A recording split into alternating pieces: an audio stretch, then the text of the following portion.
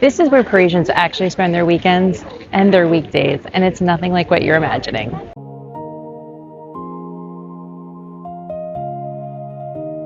Welcome, Wanderlusters. I'm Amy, always your adventurer, and I am in the Jardin du Luxembourg, which is honestly one of the most beautiful places in Paris. This is where Parisians come to actually live their lives, reading, playing chess, sailing, model boats, eating lunch, just sitting on those famous green chairs soaking up the sun. Today I want to show you the Luxembourg Gardens, the way the locals experience it, because this place is so much more than just a park. Jardin du Luxembourg, nearly 57 acres of formal French gardens in the heart of Paris. Over 13 million visitors every year. One of the most beautiful places you can be on a sunny afternoon.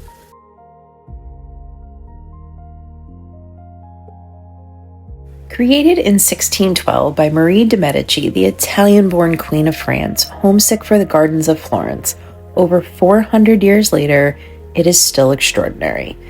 And this is the Palais du Luxembourg, originally built as Marie de' Medici's royal residence. Today, it is the seat of the French Senate.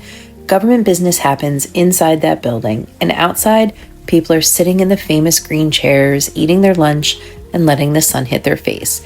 That contrast is very Paris.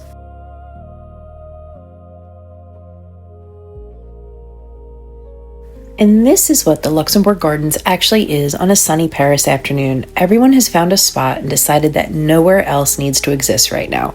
The young, the old, on their phones, in the sunshine, in the most beautiful garden in Paris.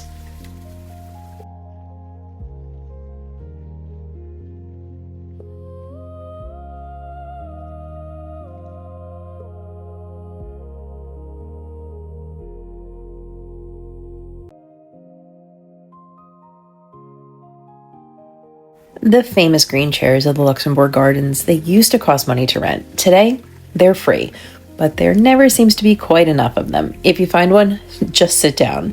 The ducks, they'll keep you company. And from here, you get the full picture. The grand basin at the center, the palace behind it, the palm trees, the flowers, the crowds gather around the water on a sunny afternoon. This is Luxembourg Gardens at its best.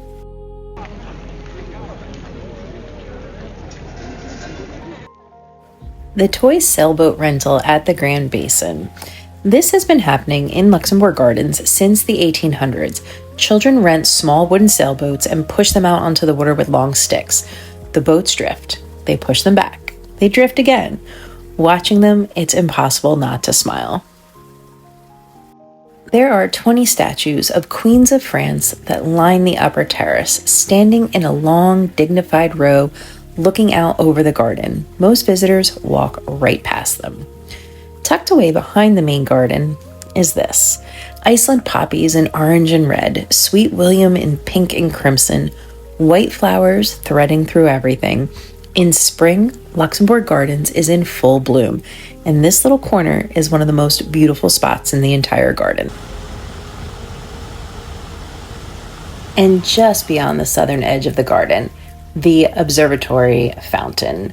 4 bronze women holding up the world, representing the 4 continents. Yes, I said 4. It was built in 1874, technically just outside the Luxembourg Gardens, but impossible to walk past without stopping. And if you want to find the most hidden gem inside the garden itself, look for the Fontaine Médicis, tucked away in the northeast corner, a long, narrow reflecting pool with a grotto and bronze sculpture at the end.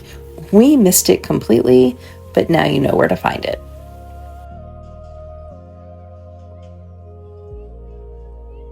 Tucked into the wooded section, monuments to French writers and artists that most visitors never find. And then, right past them, there is this, the Eiffel Tower. It's perfectly framed above the rooftops. This is Paris. And then there's this guy, completely asleep in a green chair in the Paris sunshine. He has absolutely figured it all out.